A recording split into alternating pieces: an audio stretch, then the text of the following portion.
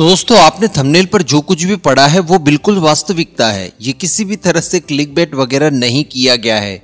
Actually Canada के लिए इसी तरह की चीजों का उल्लेख एक अमेरिकन ऑफिशियल द्वारा किया गया है। और जिस तरह का रिसेंटली कॉन्फ्लिक्ट चल रहा है भारत और कनाडा के बीच में, जिसे कि हम लोग एक डिप्लोमेटिक वॉर कह सकते हैं, उसको लेकर जिस तरह से अपरिपक्वता का परिचय जस्टिन ट्रूडो की तरफ से दिया गया है, उसको लेकर बिल्कुल इन्हीं शब्दों का इस्तेमाल एक अमेरिकन ऑफिशियल ने किया है। क्योंकि हम सभी लोग जानते हैं कि इस समय जस्टिन ट्रूडो बहुत ही ज्यादा बचकानी पॉलिटिक्स कर रहे हैं, जो कि अपने खुद के निजी स्वार्थों को साधने के लिए कर रहे हैं, जिसका खामियाजा अमेरिका सहित पूरे फाइव आइज कंट्रीज को और उनके संगठन को, उनकी इंटेलिजेंस की जो विश्वसनीयता है उसको लेकर सवाल खड़े करता है। इस तरह के उल्टे सीधे आरोप लगाकर अगर ये भारत के साथ डिप्लोमेटिक वॉर शुरू कर देंगे, जिसमें रेफरेंस ये लोग अमेरिकन CIA या फिर फाइव आइज की देंगे कि उन्हीं की तरफ से हमें ये इंटेलिजेंस मिली है कि भारत द्वारा ही निज्जर को एलिमिनेट करने के लिए सारी कुछ प्लानिंग वगैरह की गई थी, तो भविष्य में CIA द्वारा दी गई इंटेलिजेंस या फिर फाइव आइज द्वारा दी गई इंटेलिजेंस की कोई भी विश्वसनीयता नहीं रह जाएगी। और इसी वजह से इस समय अमेरिका इनकी बचकानी हरकतों की वजह से चिंतित है। एक खबर सामने आ रही है, भारत के खिलाफ ओल जलूल और बेतुके आरोप लगा रहे कनाडा के प्रधानमंत्री जस्टिन ट्रूडो की पोल पूरी तरह से खुल गई है। कनाडा के प्रधानमंत्री ट्रूडो का बड़ा कबूलनामा सामने आ चुका है। उन्होंने कहा कि आरोप लगाने से पहले कनाडा ने भारत को कोई सबूत नहीं दिए, हमने सिर्फ प्रारंभिक खुफिया जानकारी दी है। इस दौरान उन्होंने कहा, तो अभी आपने वीडियो क्लिप में सुन ही लिया, जिस तरह की चीजें ये आज से साल भर पहले कह रहे थे, ठीक उसी तरह की चीजें ये आज भी सबूतों के बारे में कह रहे हैं। यानी प्रारंभिक जांच में ऐसा पता चलता है कि इन सब चीजों के पीछे भारत का हाथ हो सकता है। अब वैसे तो हम लोग इस मुद्दे को लेकर 1 महीने पहले ही डिस्कस कर चुके हैं, जब अमेरिका की एक कोर्ट द्वारा पन्नू मामले को लेकर एक समन जारी किया था NSA अजीत डोभाल सर के खिलाफ। उसी समय मैंने आपको ये कहा था कि देखिए PM मोदी के ऊपर इन लोगों ने काफी अटैक्स किए, लेकिन वो सारे के सारे नाकामयाब रहे। इस वजह से इनकी प्लानिंग ये है कि PM मोदी के इर्द गिर्द जितने भी चाणक्य दिखाई दे रहे हैं उन सभी को टारगेट किया जाए। और अगर ऐसा करने में वो लोग सक्षम हो जाते हैं तो ये PM मोदी की पावर को काफी ज्यादा कम कर सकते हैं, इवन तोड़ सकते हैं। इसमें इनके प्राइम जो टारगेट होंगे वो NSA अजीत डोभाल सर हो सकते हैं, डॉक्टर जयशंकर हो सकते हैं जो विदेश मंत्री हैं, या फिर हमारे होम मिनिस्टर अमित शाह हो सकते हैं।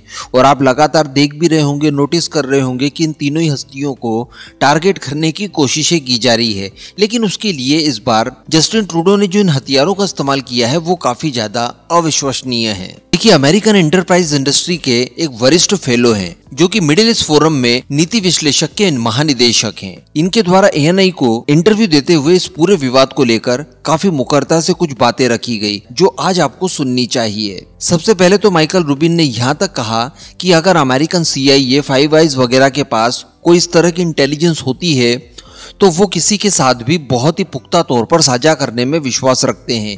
इवन इन्होंने डायरेक्टली ईरान और खमैनी से रेफरेंस देते हुए ये कहा है कि पास्ट में हम लोगों ने इनके खिलाफ भी होने वाली साजिशों को लेकर जब इंटेलिजेंस हासिल की तो ईरान और खमैनी तक भी इंटेलिजेंस को एज इट इज प्रोवाइड करवाया कि देखिए आपके देश में इस तरह की चीजें हो सकती है, ऐसी इंटेलिजेंस हमें मिली है, इन्हें रोकने के लिए आप जो भी प्रयास कर सकते हैं वो आप करिए। तो अगर कनाडा के अगेंस्ट इन्हें किसी तरह की कोई इंटेलिजेंस मिलती तो डेफिनेटली ये पुख्ता तौर पर पहले ही उन्हें सूचित कर देते, ताकि इस तरह की कोई घटना घटित होती ही नहीं। बल्कि ये जो कुछ भी घटना हुई है और जिसमें निज्जर एलिमिनेट हुआ है, इसके लिए गैंग वॉर दोषी है। और दोनों ही तरह की गैंग वॉर इस समय कनाडा के अंदर ऑपरेट हो रही है। अब अगर इसमें ये लोग भारत का हाथ बताते हैं तो जस्टिन ट्रूडो अल्टीमेटली ये कहना चाहते हैं कि उनके देश में जो गैंग्स ऑपरेट हो रही है वो सीधे सीधे संचालित होती है भारत से, या फिर भारत के ऑफिशियल उन्हें कंट्रोल करने में सक्षम है। तो ऐसा करके तो ये भारत की पावर को कई गुना विश्व पटल पर और बढ़ाने की कोशिश कर रहे हैं और अपने खुद के देश को ये काफी छोटी स्थिति तक लाकर खड़ा कर देते हैं। तो इस वजह से इनके जो ये आरोप हैं ये निराधार हैं।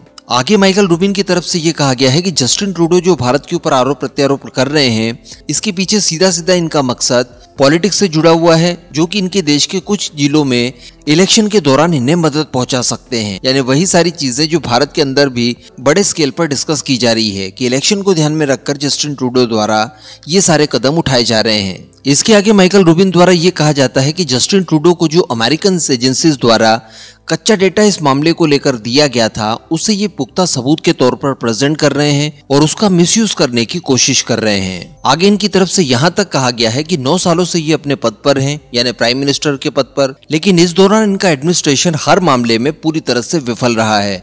आप बात करें कोविड की, इसके अलावा एम्प्लॉयमेंट की, या फिर करप्शन के मामले को लेकर, साथ ही देश की अर्थव्यवस्था हो या फिर इनकी कूटनीति हो, ये लगभग सभी मामलों में फेल रहे हैं। इसी वजह से इन सारी चीजों को ओवरलैप करने के लिए ये इस तरह का नया मुद्दा उठा रहे हैं और इसी वजह से माइकल रूबिन को ये लगता है कि 4 आइज में इनके देश की विश्वसनीयता किस स्तर की बची हुई है, क्या ये लंबे समय तक इस ग्रुप के अंदर रह भी सकते हैं, सरवाइव कर सकते हैं, इस बात को लेकर भी इन्होंने आशंकाएं जताई है। वैसे आज से कुछ समय पहले मैंने आपको ये भी बताया था कि नेटो में भी इनकी यही स्थिति है। जस्टिन ट्रूडो की जो नीतियां हैं वो नेटो में बिल्कुल भी सूटेबल नहीं लग रही है, ना तो वो अपनी तरफ से किसी तरह का कोई कंट्रीब्यूट कर पा रहे हैं, इवन जो मिलिट्री फंडिंग वगैरह की जाती है नेटो में वो भी इनकी तरफ प्रॉपर नहीं की जा रही है। तो वहां पर भी ये पूरी तरह से अलग थलग हो चुके हैं। अब अगर 5 आइज की बात की जाए तो यहां पर भी इनकी स्थिति आप देख ही सकते हैं।